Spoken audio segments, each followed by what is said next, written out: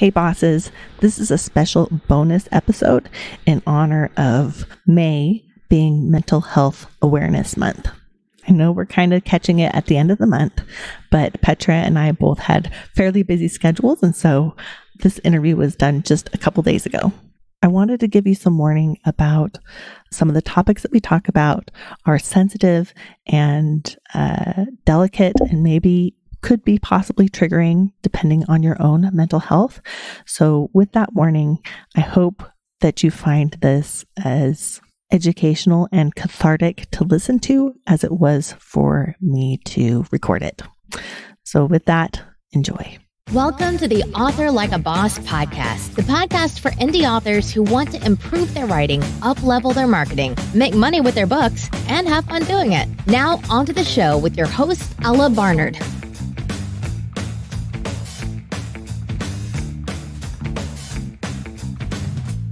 Hey bosses, if you are just beginning your author journey but don't know where to start with your marketing, then you might want to check out the first in the Author Like a Boss series, Start Marketing Your Book. In it, you'll learn how to build your author brand, the #1 marketing tool for indie authors, and how to use social media to connect with your readers.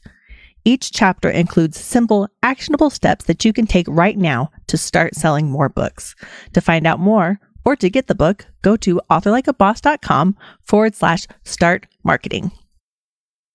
Hello, bosses. Hello, everybody. We are here today, and I'm super excited to have Petra J Knox. So Petra is a writer, editor, and cat freak. She lives in Washington with her wonderful family and 6 crazy cats. A longtime lover of books in all genres, she loves to explore the many possible worlds that can be created at the touch of her fingertips. Thank you so much for being here, Petra. Yes, thank you for asking me. Yeah, well, I think I've been begging, just casually mentioning for a while, and I'm super excited to have you here. So, can you tell us a little bit about yourself and your author journey? Oh my goodness, I started writing when I was about 13. I had a typewriter, and I just would write every day. Pages and pages and pages, mostly romance, fantasy. And I always wrote in a journal, and I've always read. Both lead to the other. I would read something, and then I would write something, read and write.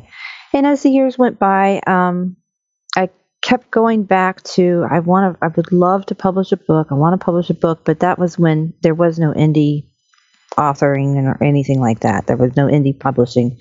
So that was all like a big, huge dream, to be published or whatever. And I never pursued that because it just was so impossible to even pursue any of that because of life and all that stuff. So finally I was Jasmine Walt. I was part of her street team 3 years ago. And I was so impressed with her work ethic and the way that she was like a machine. She still is. Mm-hmm. And I said, you know what? If she can do this, I know I can too. She works hard. I can learn. She's awesome.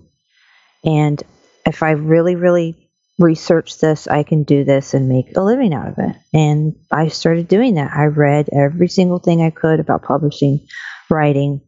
I got into editing as a living also. Mm-hmm.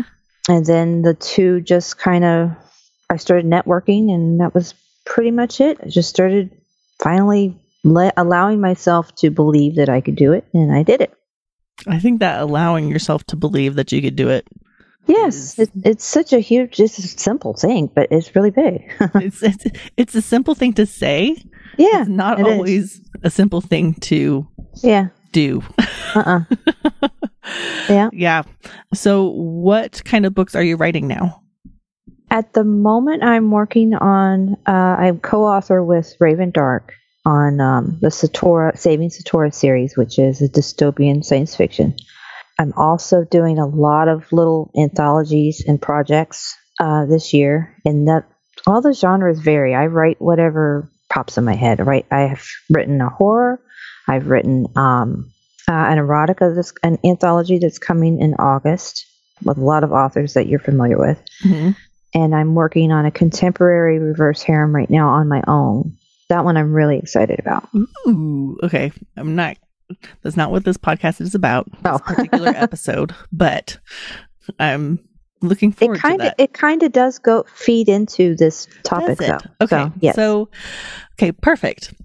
Because you guys, so the reason why, one of the reasons why, the main reason why I was able to finally land the Petra J Knox onto my podcast is because you're doing a mental health awareness. Yes. During this month of May. So I'm going to release this super fast because I want people to catch the last of it. So can you tell us a little bit about this? Your Words Matter is what you've called it. Yes. And where this came from and why you're doing it. Yes. Scarlett Snow is a author. She is writing. She has a pen name, but for Scarlett Snow, she writes reverse harem, and I'm very big into the reverse harem community. Mm-hmm. And she had on her profile and stuff, she is very, she's very open-minded to talking about issues, tough stuff. And I've always, I check in on her, and there's certain things that she and I have talked about in messages and stuff. And I said, you know what? I'm a huge organizer. I'm just obsessed with organizing things. So I said, we should do something for mental health because there's so many authors out there that are affected by some type of mental health issue, either with their loved one or just themselves. And we always, not we, but we as in like capital we. Like society. Yeah. The society, we kind of go, that's a weird subject. I'm not going to talk about that. But we need to. And I said this would be the perfect opportunity is to do it during May, which is Mental Health Awareness, and to have authors talk about real things and just bring to light that, hey, I'm a real person. This is a real problem. There's no reason why we should hide it. There's no reason why we shouldn't talk about it. There is a time and a place for that, but let's have a conversation about this and let it out. So I got a form together and I asked a bunch of authors if they were interested. And so Scarlett and I have two groups, our own personal author groups, and every other day we alternate a guest author in her group and in mine for the whole month of May. And while it was going on, which was really, really cool, which I did not see coming, was readers would contact me and other authors to anonymously post their story. Because what it is an author would come in every day into one of the groups. They get two posts. One post is about mental illness, either theirs or with their loved ones or what they've used to have or whatever. And then another post about their brand and their books and maybe a giveaway or something.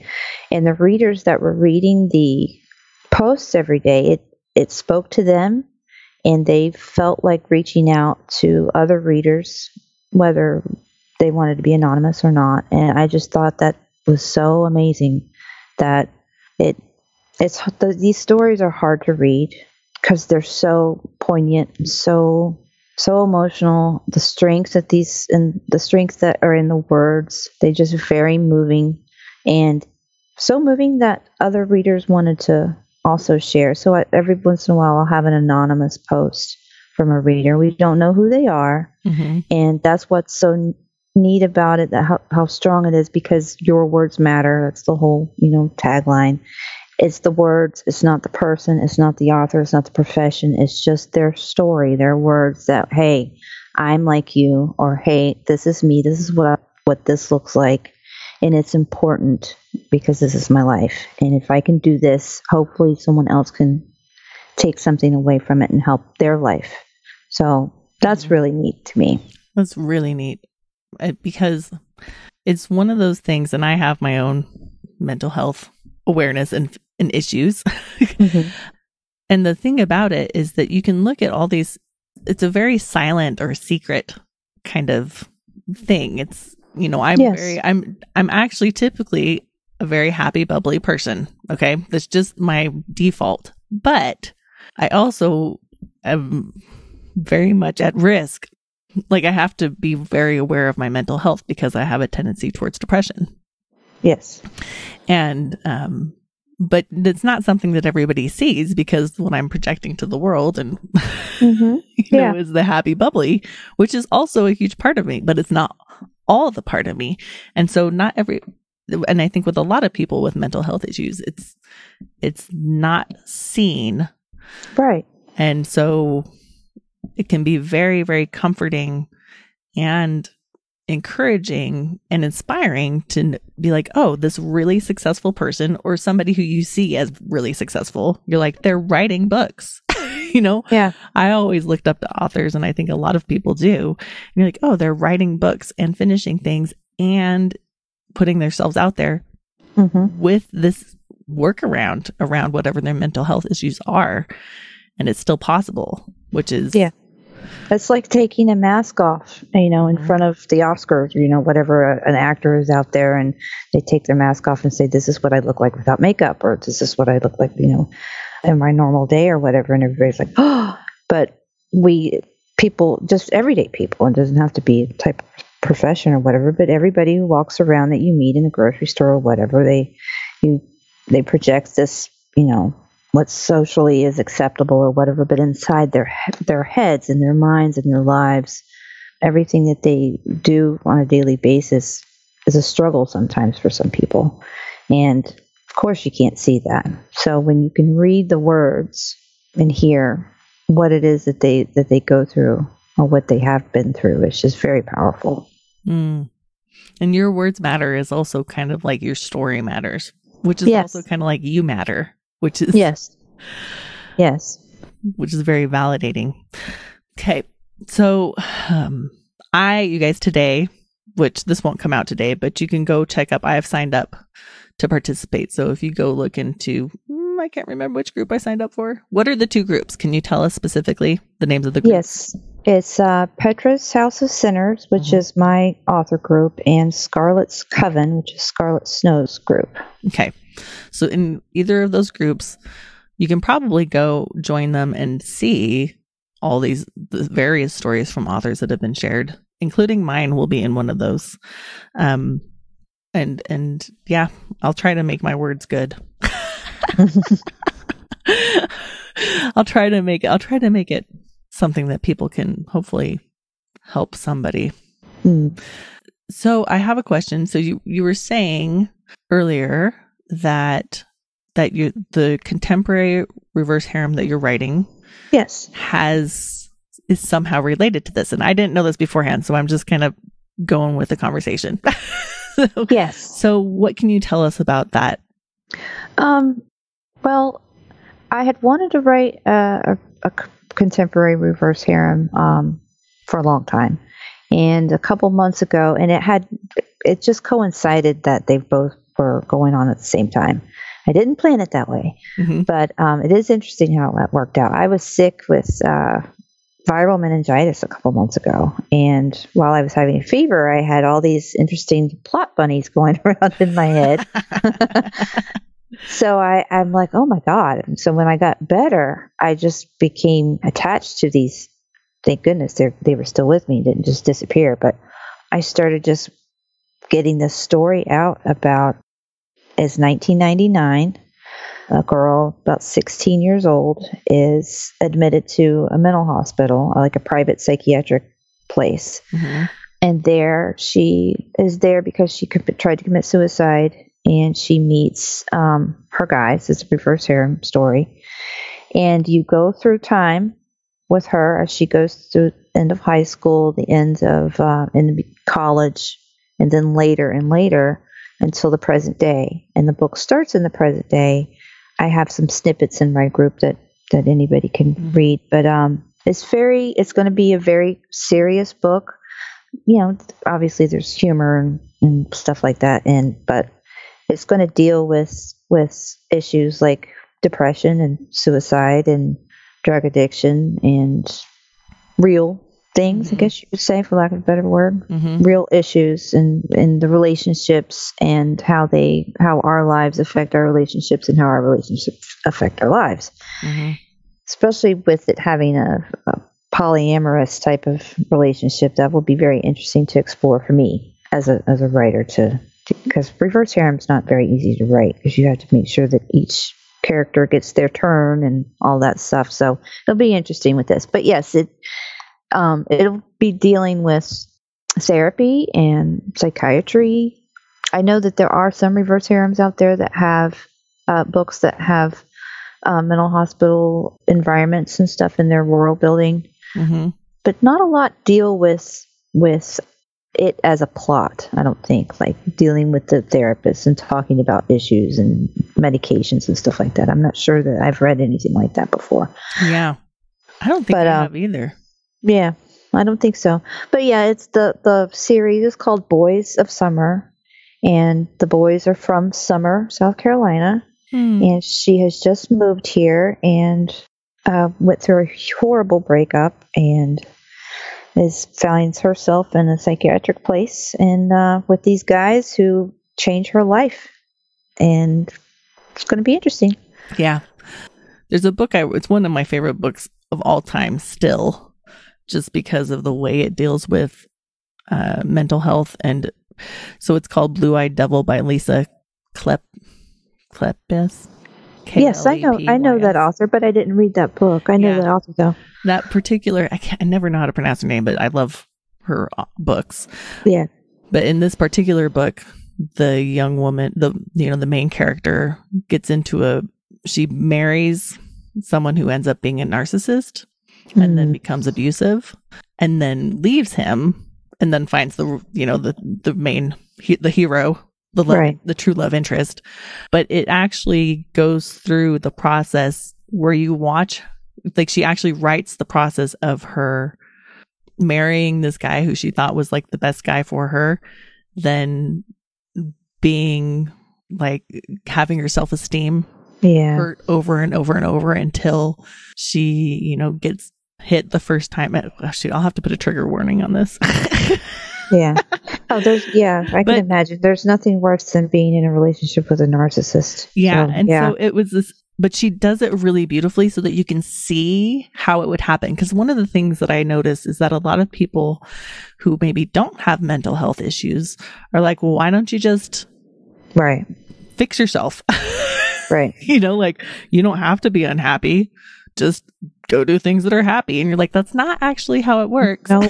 like if you're in a situation where you're dealing with someone who has a mental health issue, or you need, or you have your own, so it in this book, it walks her through going to the therapist and how she builds up her self-esteem again. And, it's just, I've never seen it done better in a book.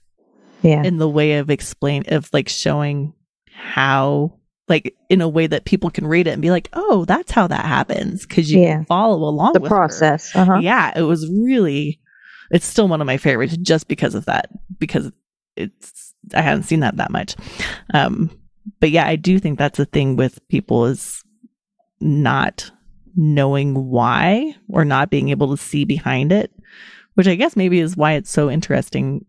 And I'm so glad you're doing what you're doing with these groups where people get to share their own experience. We've covered pretty much all the major mental illnesses also, which is I didn't plan it that way, and Scarlett didn't either. It just came about that way, which is good because I like having people that don't know what these terms are, like PTSD or what it really is, or bipolar, what it is or what it isn't. I like sharing knowledge with the public. And like, for instance, I have bipolar disorder 1, and I had written on my story on the first that I see in books all the time. Don't be so bipolar, or why is he so bipolar? They just throw that word around, and they don't really know what it is, what it means. And I shared about that in my story. It's just little things. I mean, I'm not offended or anything, but it's just little things to just kind of make people stop and think, maybe I should use a different word, or what does that mean? What does bipolar mean? So I liked sharing that with people that don't know anything about mental illness. We got to learn a lot about the different types of depression, postpartum depression, which is not spoken of a lot, just mothers who have cesareans, the horrible guilt the fake guilt is what I call it, where society puts this guilt on women who have cesareans, and the pain that they go through emotionally because they didn't. It's just all these little things that you just don't think about that were brought up into these stories. Families not believing their children's pain, alcoholism, marriages that just out of nowhere just turned on its axis, and it's something else. It really is. Are you willing to share a little bit about having bipolar and, of course. And your writing? Yeah. Sure. Okay. Yeah, I'm a huge advocate of mental health. I've always spoken very openly about my own illness. I was diagnosed with bipolar disorder 1. There's 3 types of bipolars, but I have one at age 11, which was very, very young, especially back then. That was 1988. I'm not that young. Me neither. And so from that age until about my early 20s, I was in and out of hospitals, therapies. I've seen so many psychiatrists. I've seen all the therapists. I've read all the books. I know all the lingo. So I think that has made me more open to talking about things like this. It doesn't bother me at all. But yeah, bipolar disorder is like a friend that lives inside of me, is how I see it. It takes over sometimes, not much anymore because it's really helped. But before that, it's just something that would just come over and kind of possess me when I would get manic, which would last about from 2 weeks to a month. It would start very slow, get a little bit more energy. I wasn't sleeping very much, but I felt really good, get really talkative, start doing projects. And then as I got older, because bipolar disorder is a progressive illness, it does get worse as you get older. When I got older, those little highs became bigger, scarier, crazier, until I would just, some things I don't have memories of. It was very scary. And then after a manic episode, bipolar disorder takes you to the opposite of what you just went through, usually at the same level. So if you were really, really, really high in a manic episode, you're going to go the opposite, very, very, very low in a depressive one. And depression, I'm sure that you can speak to this too. Mm-hmm. Depression isn't just sadness. It's almost like apathy. No, and it's not sadness. It's an you feel nothing. Mm-hmm. And sometimes you can't speak. I used to have catatonic moments where I just could not speak. That's how depressed I was. You lose all motivation for basic self-care. Mm-hmm. This is at the lowest. The lowest of the low. Yeah. Yeah. You just lose the will to do anything. Why eat? Why take a shower? All of those things are meaningless. Why do I need to talk to this person? Why do I need to go to these things? All of those things are meaningless. So for someone out there who knows someone or loves someone with depression, and you try to tell them, but look at this, but look at that, those things are meaningless to them. So that doesn't help them. So how do you manage your mental illness now? Yes. So in 2001 or 2, I can't really remember, I found my psychiatrist had been trying all these different medications on me at that time, because around that time period, pharmaceutical companies were starting to really look into bipolar disorder using anti-seizure medication. So he had tried all these different kinds, and one that stuck was called Lamictal.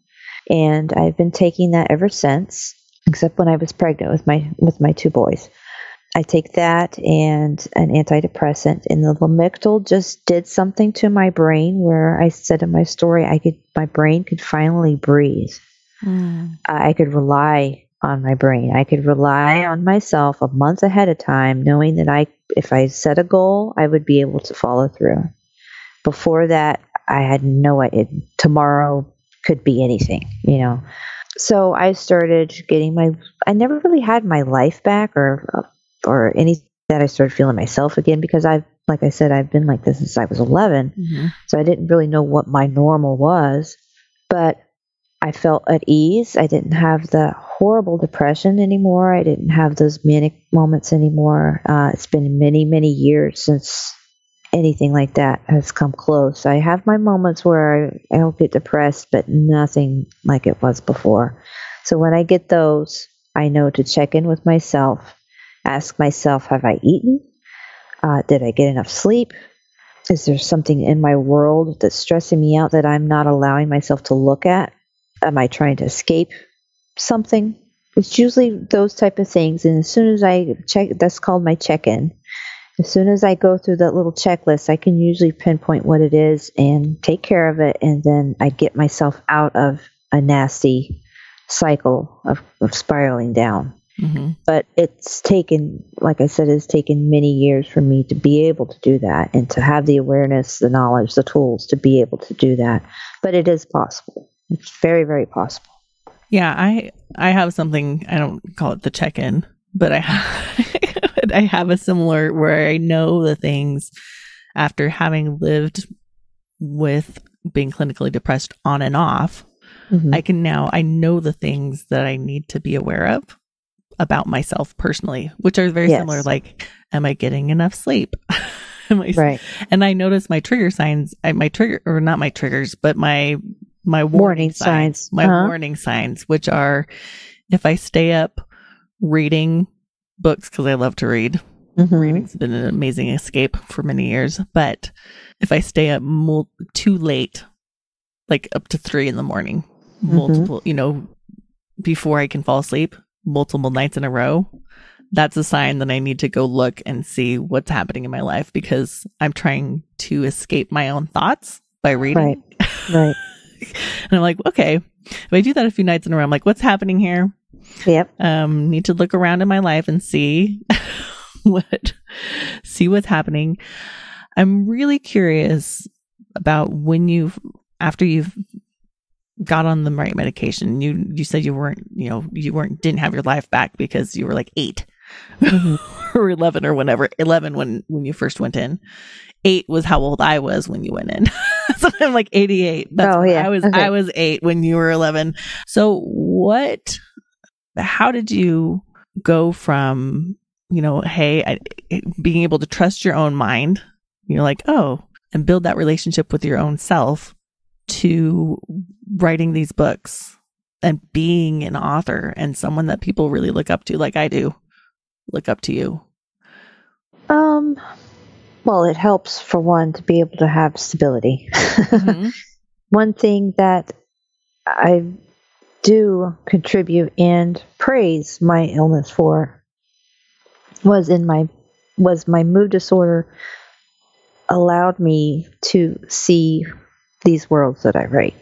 They allowed me to step into that world, that realm of imagination. And one of the most common thing I did when I was really manic, as most people with bipolar disorder, they do creative things. Mm-hmm. It's something about being manic taps into that creativity thing. So I have tons of writings from those times. And when I am not mood altered, mm-hmm.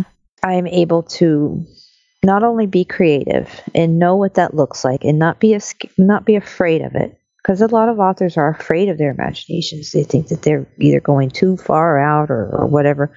I think because I went too far out, back in the day, that I'm not scared of going down the rabbit hole.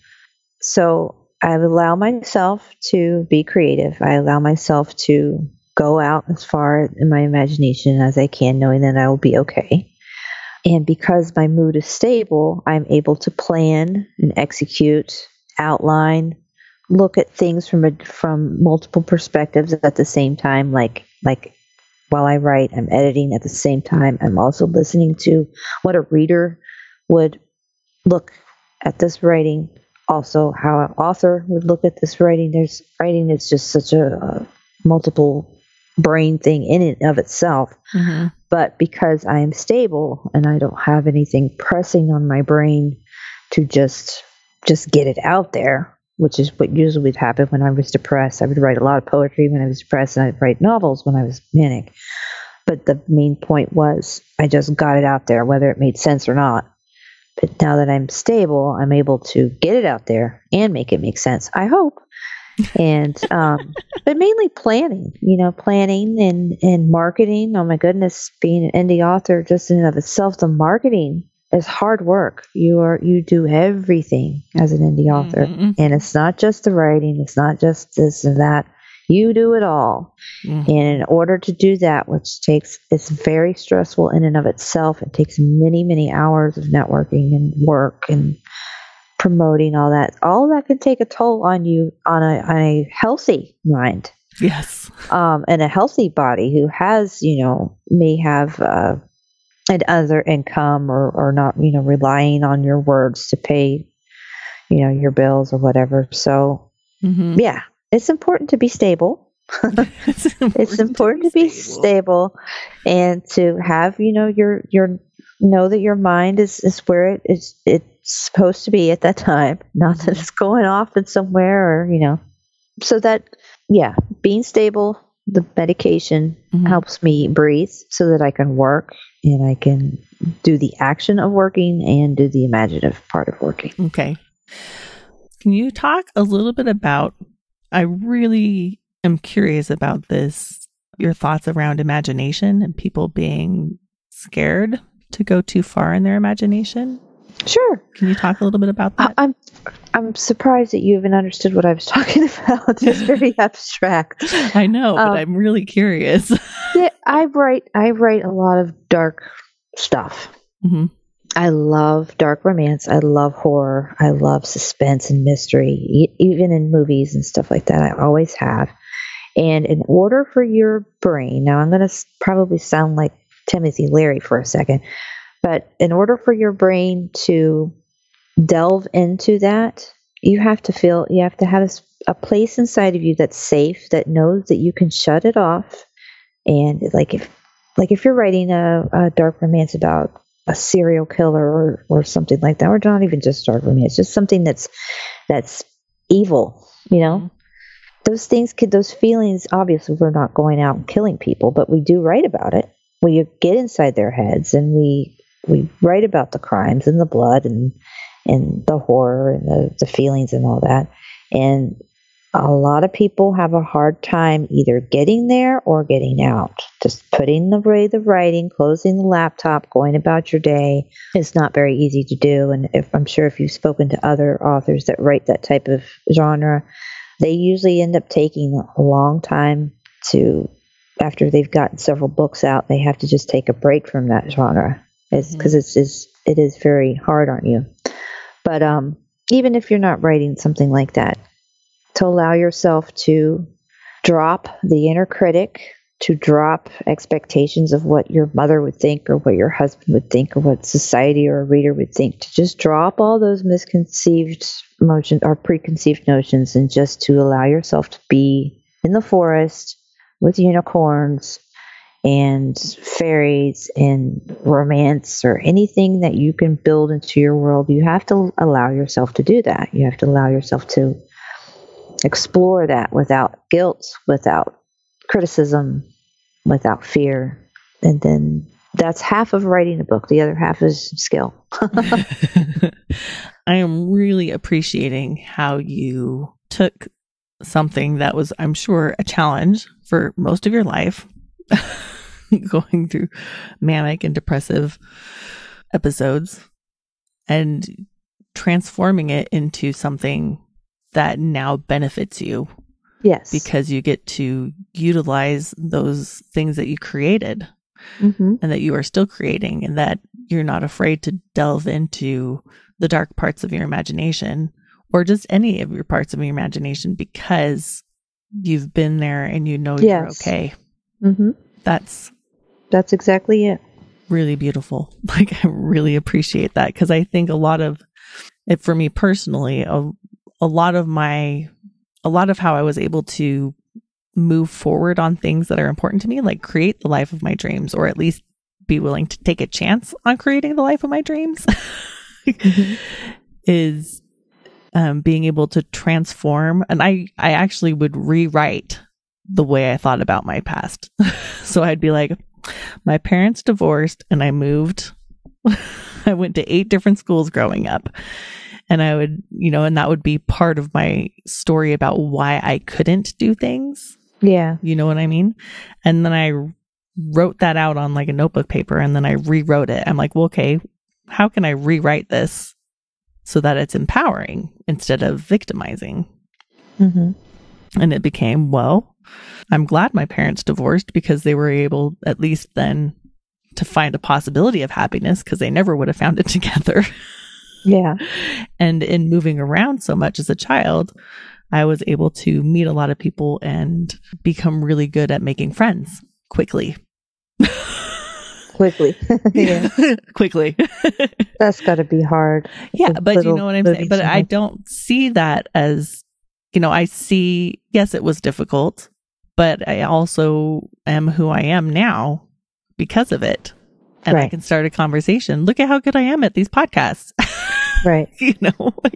Because turn lemons into lemonade. Yes. Yeah. And I think that, and the reason I'm sharing this is because I know that a lot of people, everybody has struggles in their childhood and I'm just recognizing that what you have done and what I have done and any other number of people may have done in parts of their lives, but now I have a podcast, you have your books.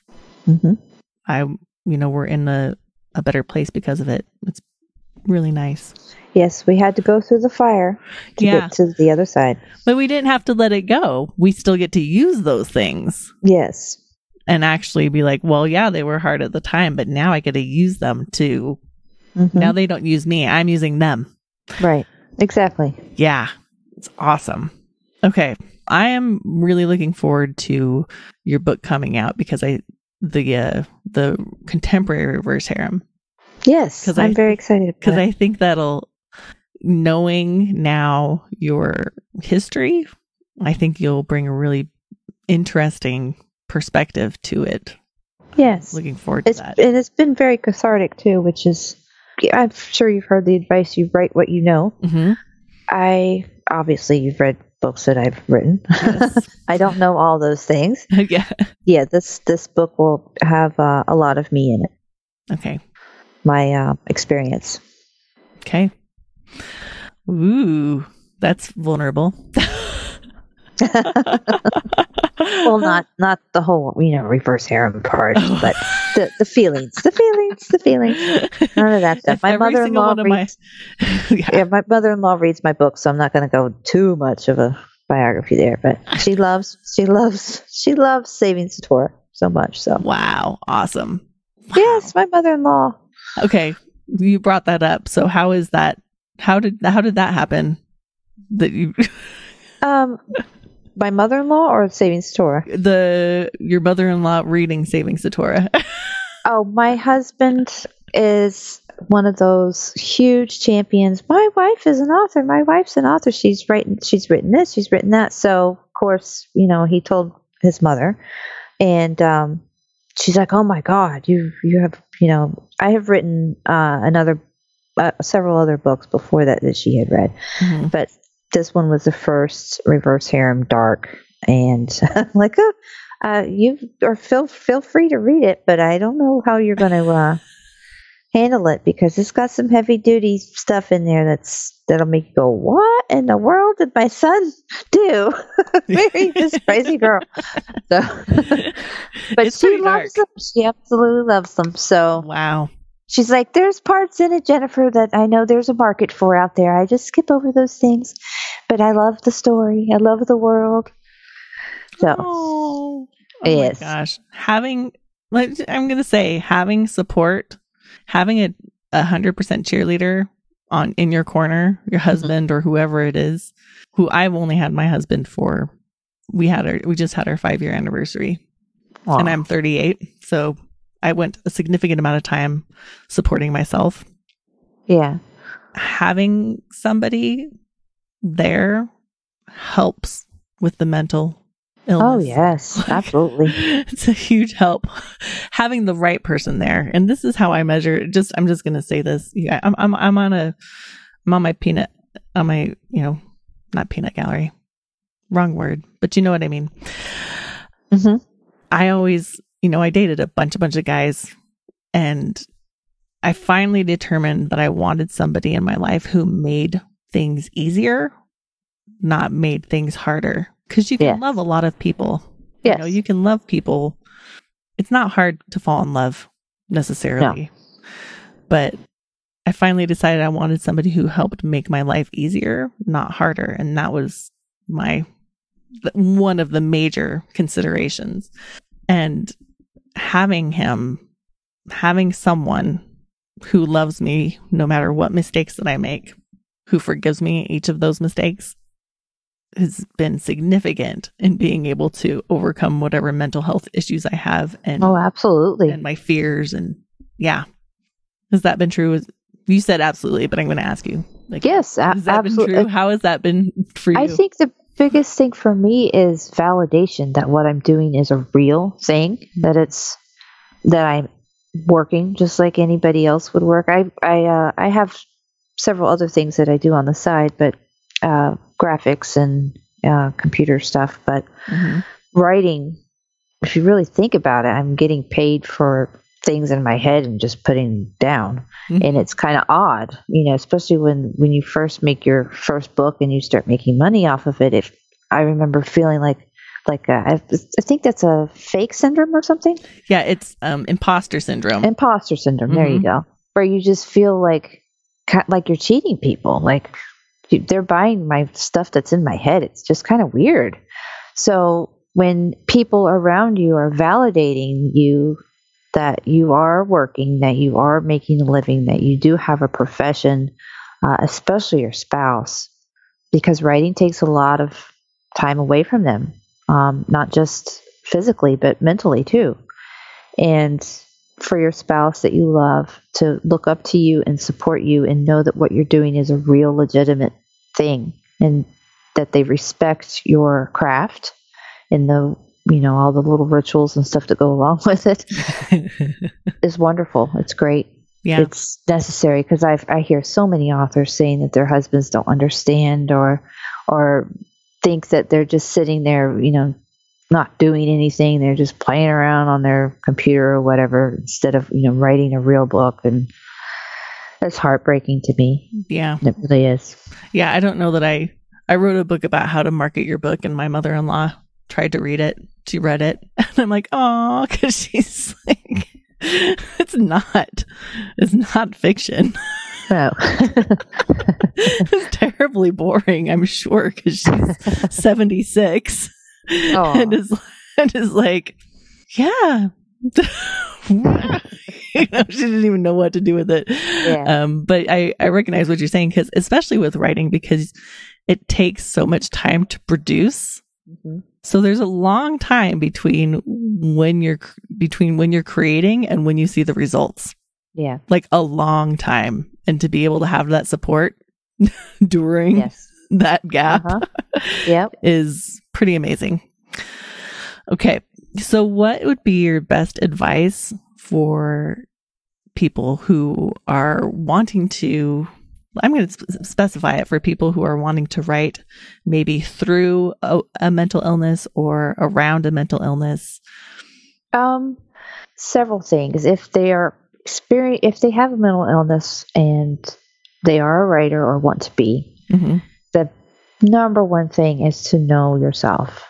Read as much as you can about your illness. Learn how you are with and without your illness, what it looks like on paper. Know every little warning, like you and I discussed a little bit ago. Your warning signals, your little alarm bells that go off, every single thing that triggers you, because the more you know about your illness, the better the outcome. Sometimes illnesses have medication that is required, but the other part of it is you. It's all about you and your awareness of taking care of yourself. So that's the number one thing. The second thing is to use your feelings, your experiences, to help flavor what you're writing. If you have a character that needs, more believability, if he's sad or whatever, you can offer that character insight because you have felt that before. So use those things. Another thing is write in a journal, especially if you're having writer's block or if you're in a depressive episode at the time or there's stress going on in your life. And writing is just as far off the list as possible. Keep a journal at least to just write down your thoughts, what you're feeling, what you're seeing, what you're smelling, because you can go back and use those. Writing is just like kind of like method acting. We really do write what we know. We wouldn't know how to write such and such if we had never felt such and such. So if you can at least keep a journal, know where you are, and can use those things in hindsight as you're writing. And the other thing would be kind to yourself. You're not Superwoman. You can't do it all today. Make lists, network, get support, especially other authors. Get support from other authors. Know that what you're doing is very, very hard to do, but it's so rewarding, and give yourself a break. I love it. Being gentle with yourself is one of my favorite things. Yes, absolutely. You are your own parent and your own friend in your head, and sometimes we want to strangle ourselves and but we also have to be our own parent and take care of ourselves and be our own friend and give ourselves an hour a day of just doing nothing or enjoying something. Just let yourself be. I found that's one of the best ways for me to maintain my mental health. It doesn't fix it when I'm already in a depressive mode, right? But to maintain it is to make sure to very purposefully do those things that raise me up. Yeah, exactly. So I have a bird feeder outside because looking at all the different colored birds, especially at this time of year in the spring, it makes a big difference for me. Like as we're doing this interview, I'm looking at there's like all these little birds outside that I'm like, oh, and they lift up my spirit just because they're so cute. Yeah. And little things like that. Yeah. That's my thing. Is one of my little things that's like, life is good. It doesn't help when I'm in a depressive episode, but it does help me keep from getting there. And so purposefully putting those things in my life is part of my strategy for maintaining my mental health. I like that a lot. Yeah. Okay. So, where is the best place for people to, let's just go over again because I'm going to release this very quickly because I want people to catch the Your Words Matter mental health awareness. So where is the best place for people to find you? I am a Facebook girl. Been on Facebook for many years, so I do not do Twitter or anything like that. Facebook, my author page at author Petra J Knox. I have 2 groups. Well, I have several groups, but I'm admin of everything. Yes, yes, you are. I don't know how you have time to write. I tell everybody I'm a mental octopus. I have my author group, Petra's House of Sinners, and I have the Grotto, which is with Raven Dark, the whole Saving Satora series fan group. Okay, those 2, and I have a group called the Book Harem, which is a group for reverse harem readers to discuss plots and characters and books that they like or dislike. But it is an anti-drama, anti-bully group just for readers. So if an author would like to go in there because they love to read reverse harem, there's a great place, but not for you to pimp books or anything like that. We want to protect the readers in there. So that's why we made that place. Awesome. Where are you going to be chatting about your contemporary? In Petra's House of Sinners. Okay. Got it. I have about 3 or 4 snippets, sneak peeks of the chapters that I've been posting up. Okay. Awesome. That's what I wanted to know. I'm like, where is that? Yes. We've talked about it. It's going to be interesting. I think it's going to be fun to read. So that's where I want. Yeah. So far, my alpha readers are just loving it. So awesome. Yeah. Awesome.